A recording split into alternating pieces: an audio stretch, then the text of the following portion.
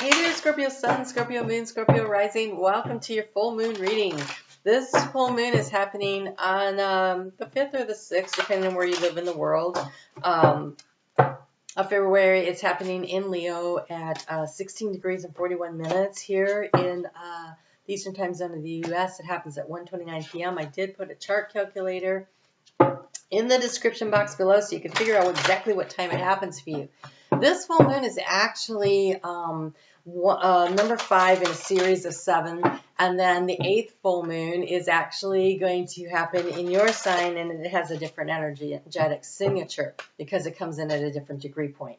So these are all happening at 16 degrees. And the 16 degrees is this harvesting energy. This is the wrapping things up. This is the concluding things. And when we get to that full moon eclipse that happens in your sign on May 5th, that energy is new cycle energy. So it is like, it's a new productive kind of energy. It's very empowering. And so here we're wrapping up things since the middle of October all the way into April. We have been wrapping up things, putting things to bed, finishing things off. We even had that eclipse in Taurus during your sun sign season that was also at 16 degrees. So this full moon we have Uranus in Taurus at 16 degrees right now also. So it's going to square this energy. It's going to really push for a lot of major, serious changes to happen. Oh my God, you guys have such great cards. So because the South Node's been going through your sign and you've been getting this work a little bit more than everybody else, you are more ready for a change already. I think by the time you get to that last one in your sign, you're going to be like, yes, let's go. But right now, you're kind of in the pregnancy stage of it. So you have here the do it for you. The challenge for you is to do something for yourself. Like, do it because you know it's time, because it's of value to you, because it matters to you. And so there is something, and it's going to take a little time to gestate and to bring it through, because the opportunity, we have Gaia's Dragon Divine Union. There's a pregnancy to this. So, could it be a romantic relationship? Absolutely 100%. Kind of hard to miss that. But this is also the opportunity to make the changes in your life that allows you to bring in a union further down the road that is on a higher frequency that matches yours. So making some kind of a change around perhaps a job or where you live, or something, a creative idea, a new business idea, something that is going to take a while for it to develop. So when we have the South Node experience, when the South Node goes through our sign, it helps us to really see and understand, hey, that doesn't work for me. That's not me anymore. And then there's this time where we have to nurture and care for ourselves. And I feel like it's almost like you're the one in the womb that's waiting to be birthed. And I think that full moon that happens during Taurus season, the Gaia season, is when you birth yourself out there. And so there's something about you that you're looking to change that brings you more into an alignment with who you are and what it is you can release. I want to get, okay, that's too much. That's too much. I'm going to actually pull cards for both this what are you doing for you and this divine union, which I have a mail to do, but they cannot send me. Look at that. It was like 20 cards. That's not okay. So let's take a look at what it is you should be doing for you, and then we're going to look at this birthing process here, what it is you're going to be birthing, and feels like in divine timing with this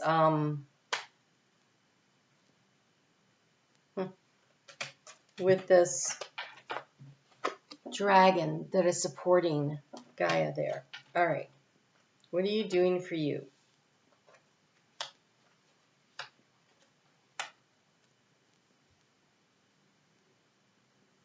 All right.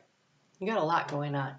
We have this 8 of Wands. Look how freaking, I don't know if you could see her face. She looks really overwhelmed by all the stuff she's trying to put together. So there's like this big storm, this chaos that's going on around her, and she's trying to manage it all. So what do you need to do for you? Hermit. Pull your energy in.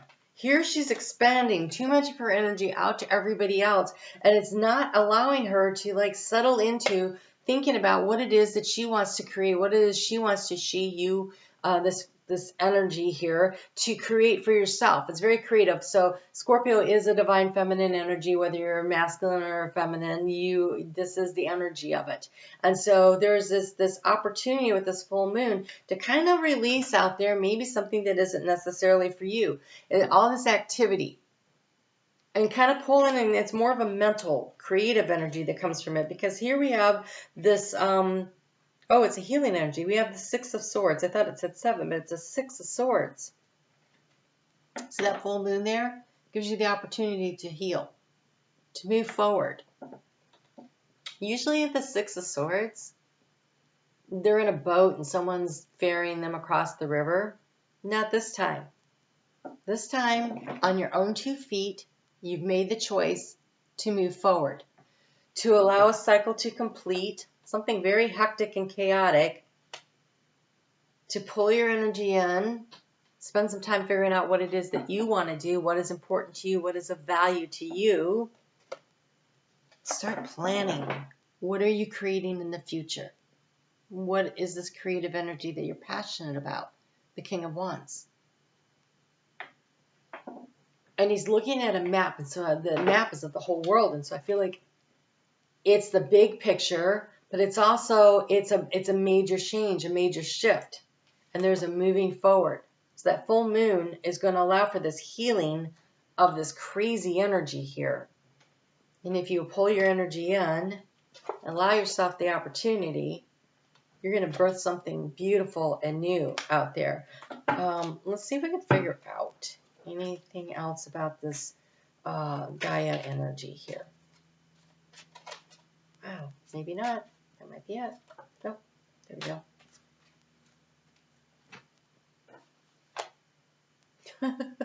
But that doesn't suck at all. This is something that's very financially rewarding. So you have the 9 of Pentacles and the King of Pentacles.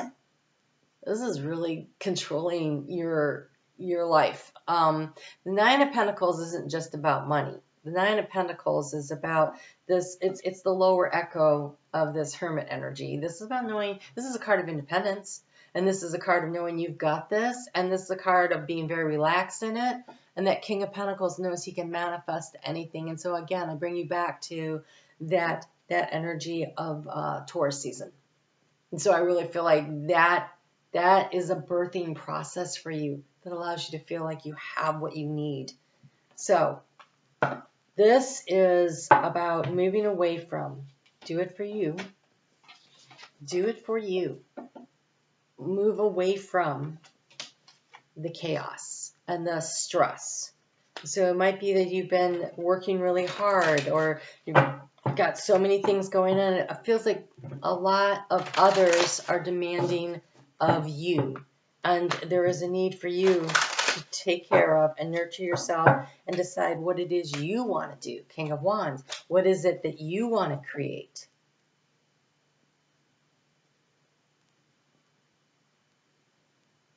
So this one too? Okay. If you don't have a meditation practice, people freak out sometimes because they're like, I can't meditate, I can't meditate. Go for a walk where you're not doing anything but paying attention to what's going on wherever you are. So a walk in nature is best. Pay attention to what you see, what you hear, what you feel. Be so present in the moment. And that opens yourself up to receiving information. So it doesn't have to be, if you're really good at sitting and meditating, that's something that takes practice. I know that for me, at first it was like a minute, and then I could do it for like 3 minutes, and then it was 5 minutes, and now sometimes I'm like, oh my God, it's been a couple hours, I got to get up. But at first it was really hard, and it's a practice. They call it a meditation practice for a reason. You got to practice it. But you can go for a walk, and you can practice not worrying. And you could practice paying attention to being where you are right now. You're a highly observant sign, right? You guys notice everything. So that's kind of a superpower, and you could take that with you into the woods. And what did you notice? What did you see? Was there a flower you didn't know? Was there a tree that you wondered what it was? Was there an animal, a bird, something that you noticed? And then you go home and then you look up spiritual meaning of. So if you go into the woods and you set the intention that spirit will show you something that's bringing you a message, and then you go home and you look up spiritual meaning of and see what resonates for you, if it creates a language for you, a communication skill set with spirit, number one. And number two, it is a great way to get messages because you have the halls of amenity. Secrets are revealed. Treasures are uncovered and initiation. But this is the halls of amenity.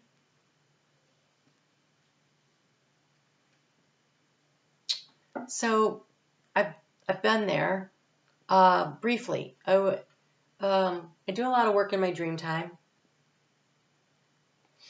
And I was walking through, it was, there was pavers on the ground, right? Like cobblestone.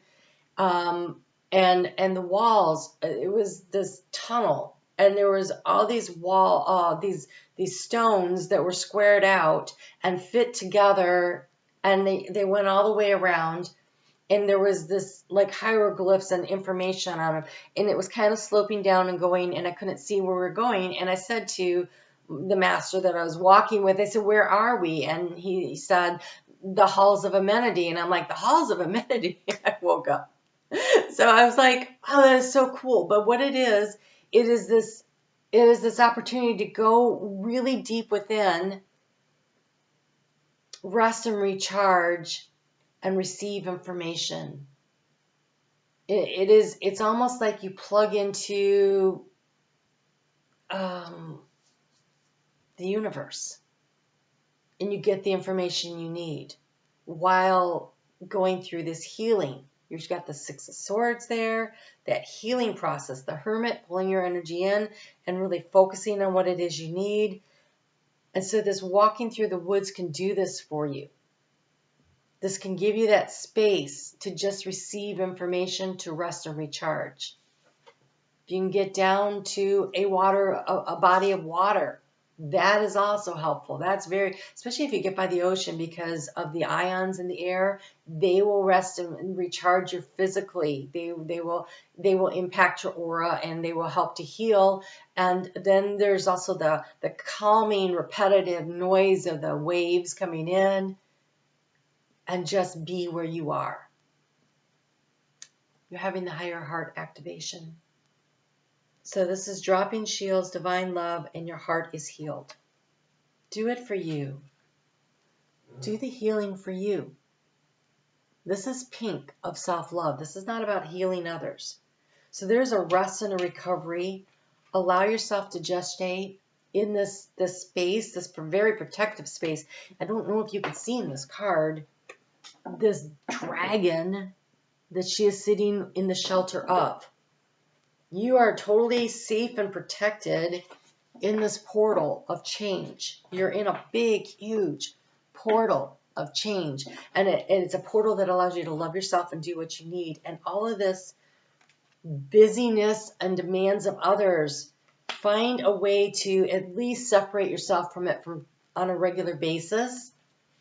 You may find that you separate yourself from it because in the area of opportunity, this is very calm, relaxed, in charge energy where you're not answering to the demands and the calls of others, but you're taking care of your needs and you know that everything you need is met. And so that is very empowering energy here that is happening for you.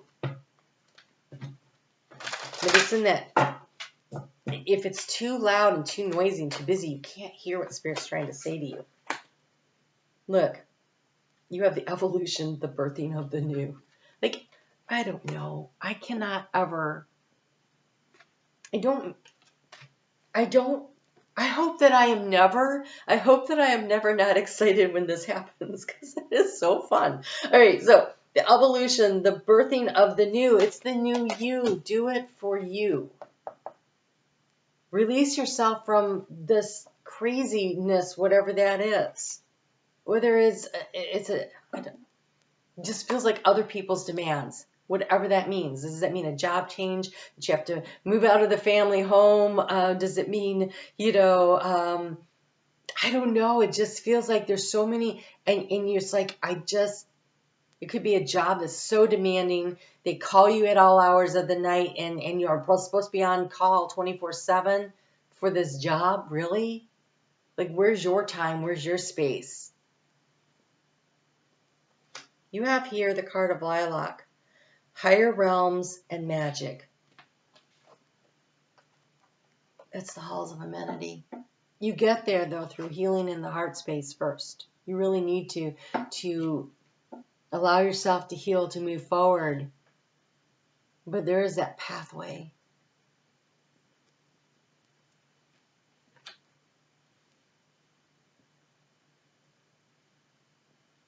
Spirit's trying to bring you a message. I can't tell you what that message is because it's different for each one of you. Okay, this is a general reading. I was told that I'm too vague sometimes. I'm sorry about that. If you want a personal reading, I do those. But there's a message special for you about what your goals and your mission in life is that you can access, but you gotta stop and slow down to hear it.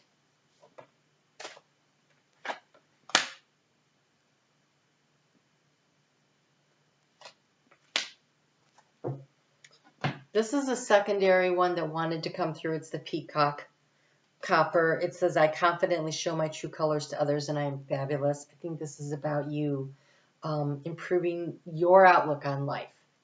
Your goal, doing for you, walking away from the craziness. Very much this energy of this King of Pentacles here. Feeling confident and comfortable, embracing your ability to be in the spotlight. King of Wands is very much in the spotlight kind of energy.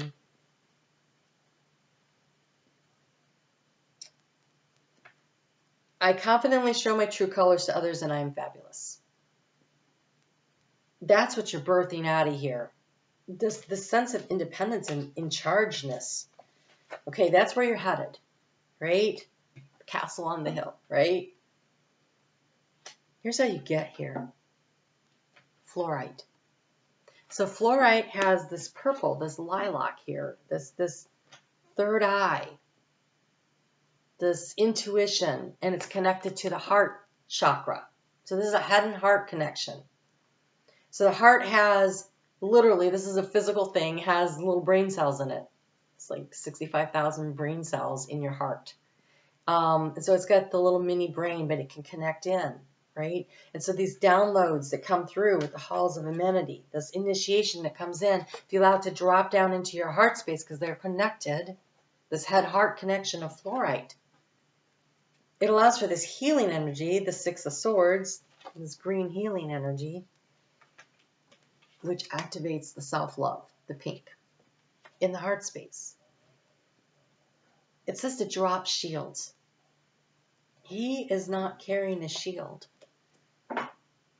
He's moving forward, but he's not. Look, everybody else has got their heads are covered. He's wide open. This healing is wide open. There's nobody hiding here.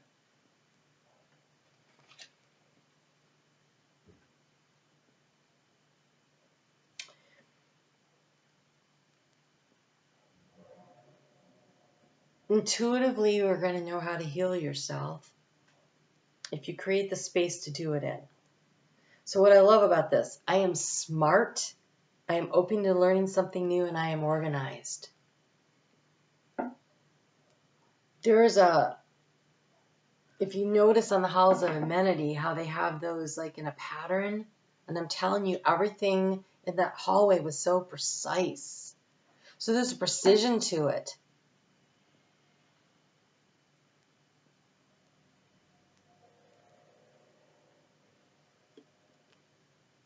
I am smart. I am open to learning something new. I am organized. Clear thinking, release mind chatter. You gotta release the expectations and the demands of everybody else. You need this quiet space to work in. Clear thinking, release mind chatter, maintain courage and self-confidence, and ease with problem solving. So get yourself a piece of fluorite and work with it. It's a beautiful stone. I think that'll be very beneficial to you.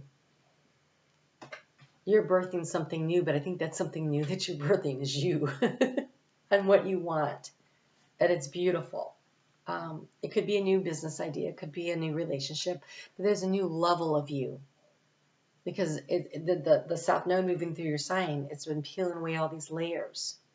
And in this series of the 16 degrees, where we've been having all of these full moons, that's been peeling away at you.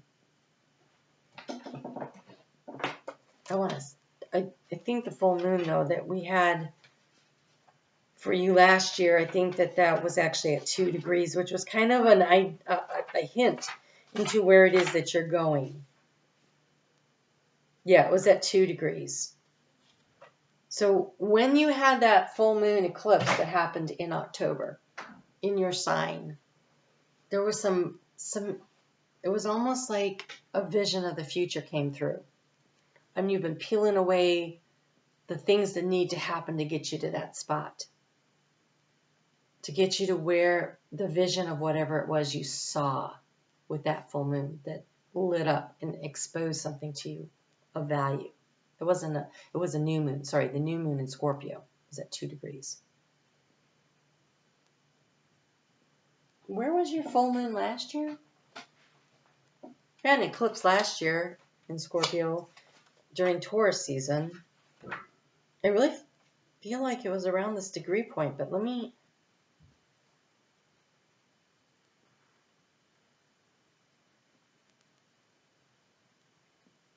Oh, that was at 25 degrees. Okay.